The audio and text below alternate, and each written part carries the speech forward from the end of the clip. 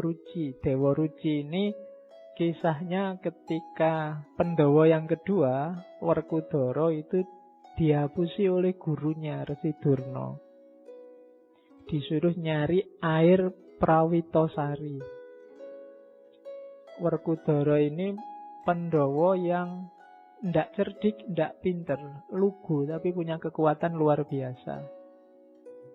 Dan karena yang nyuruh gurunya meskipun ndak masuk akal, dia berangkat. Berangkat yang pertama ke satu hutan di gunung. Namanya hutan Tikbrasara dan hutan Reksamuka. Di sana dia tidak nemu air, ketemu dua raksasa, namanya Rukmuka dan Rukmala. Tarung sama raksasa, menang dia, tapi nggak nemu airnya, terus kembali lagi ke gurunya, Resi Durna. Resi Durna heran, padahal itu disuruh ke gunung itu biar ketemu raksasa itu dan kalah dan tewas, tapi bisa pulang menang.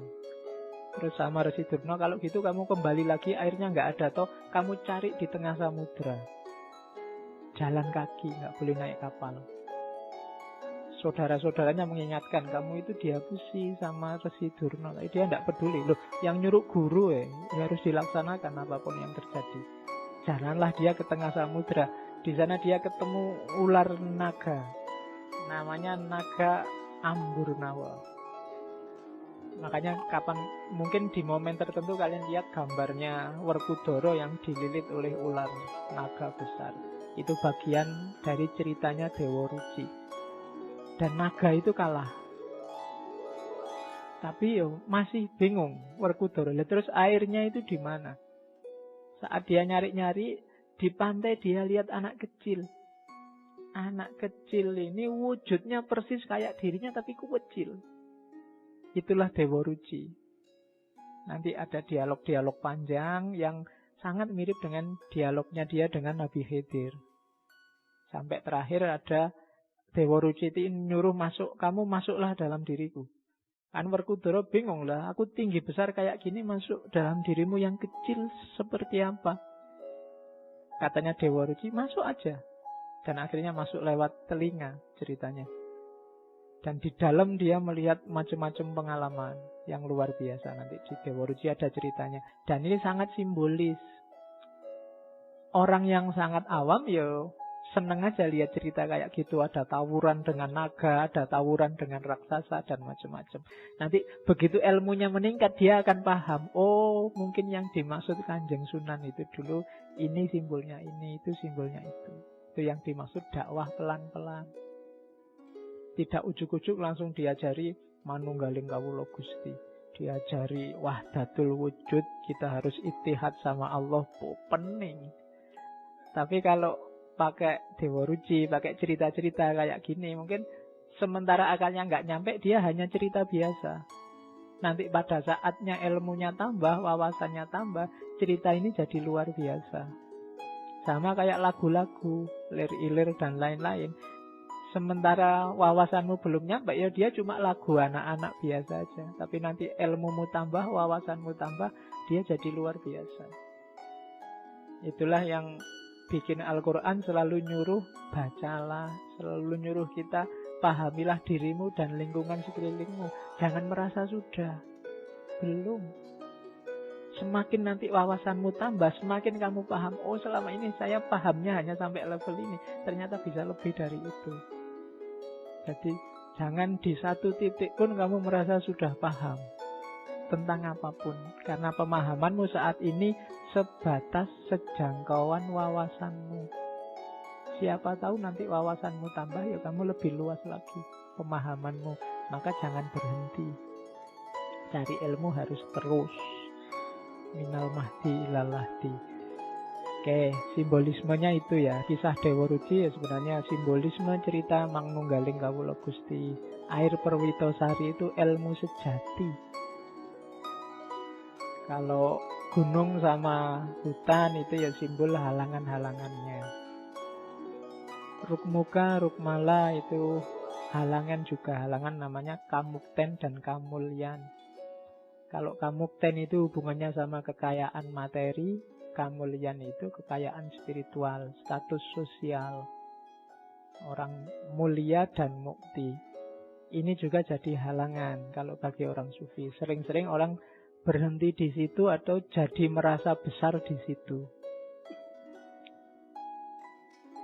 Duitnya tambah banyak, apa-apa bisa dibeli, segalanya bisa dipenuhi, mukti sudah hidup kita. Apalagi terus status sosialnya meningkat, mulia kita di tengah masyarakat. Dan ini harus dikalahkan. Jangan sampai kemuliaan dan kemuktian ini menjadi penghalang kita ketemu sama Allah. Karena kita merasa besar, merasa penting, merasa lebih dari yang lain. Itu harus ditaklukkan juga. Termasuk ular naga, nafsu, hasrat, ego. Kalau raksasanya kalah, ular naganya kalah, kita akan ketemu Dewa Ruci, ilmu sejati. Itu nanti simbolismenya. Bekal bagi Werkudara untuk nyari ilmu sejati, untuk bisa menaklukkan raksasa sama menaklukkan naga. Milikilah kualitas-kualitas ini. Yang pertama, rilo, bahasa Arabnya ridho. Yang kedua, legowo. Yang ketiga, nerimo. Yang keempat, anurogo. Yang kelima, eling. Yang keenam, santoso. Yang ketujuh, gembiro. Yang kedelapan, rahayu. Satu-satu. Rilo itu bahasa Arabnya ridho. Bahasa gantinya itu ikhlas. Ikhlas itu di luar hasrat. Hanya Tuhan, hanya Allah yang jadi awal dan akhirnya. Setelah itu legowo. Legowo itu apa? Boleh apa saja terjadi, tidak apa-apa. Itu legowo. Tidak memberati apapun.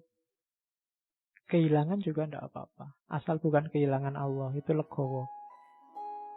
Punya apa saja tidak apa-apa. Asal Allahnya tidak hilang. Itu legowo. Nilai dari A terus jadi E nggak masalah. Yang penting Allahnya nggak hilang. Dari punya pacar cakep terus diputus, dapat lagi, standarnya kok di bawahnya tidak apa-apa. Legowo aja. Itu namanya legowo. Legowo bisa di awal, bisa di akhir. Kalau yang pasti di akhir itu nerimo. Kalau nerimo ini dapat apa saja oke. Tidak menyesal, tidak menuntut apa-apa. Bahasa agamanya qanaah. Punya wajah jelek, diterima aja. Tidak punya uang, diterima aja. Tidak pinter, IP jeblok, diterima aja. Oh, ini kan berat. Kita kan manusia hari ini susah nerimo. Semua orang menuntut hari ini. Menuntut keinginannya agar terpenuhi, menuntut egonya agar terpenuhi, dan seterusnya. Jadi nerimo. Setelah itu rendah hati, anurogo. Tidak boleh sombong. Tidak boleh aku. Tidak boleh merasa besar. Terus eling. Untuk bisa 4 yang di atas, itu harus eling. Eling itu bukan lawan dari tidur atau pingsan. Eling itu frekuensimu nyambung terus sama Allah. Eling. Mau apa aja, kamu eling. Mau minum gini, ingat Allah terus bismillah. Kalau ndak eling, minum ya minum aja. Haus ya Pak. Terus santoso. Ini bukan nama orang ya. Bukan nama PO BIS juga. Santoso itu di Indonesia kan jadi sentosa. Makna pasnya itu selalu berada di jalan yang benar. Biar santoso, maka setiap kali baca Fatihah kamu berdoa ihdinas sirotol mustaqim. Jadi sebenarnya jalan yang benar itu kita semua sudah tahu. Tinggal mau konsisten apa enggak. Biar hidupmu santosa, konsistenlah dengan jalan yang benar. Terus gembira. Untuk menuju ilmu sejati nggak boleh stres, nggak boleh depresi. Orang stres dan depresi itu orang yang tidak rilo, tidak legowo, tidak nerimo. Tapi kalau kamu rilo, legowo, nerimo, kamu mesti ceria terus. Nggak ada sumpeknya. Kamu galau, sumpek, itu kan keinginanmu nggak terpenuhi. Cita-citamu gagal. Masa lalumu jelek. Kan itu. Itu berarti kamu ndak rilo, ndak legowo, ndak nerimo. Biar rilo, legowo, nerimo, ya gembira. Orang yang sudah mempunyai 3 karakter itu pasti gembira, ceria. Dari wajahnya kelihatan. Jadi orang dekat juga enak. Ndak mencurang, ndak sumpek, suntuk. Diajak ngobrol nggak enak. Ndak ceria. Hidup jadi beban. Nggak akan ketemu ilmu sejati. Orang kayak gini mesti mengeluh terus. Ya. Terus rahayu. Rahayu itu biasanya kita pakai ini ya, hayu, rahayu. Hatinya selalu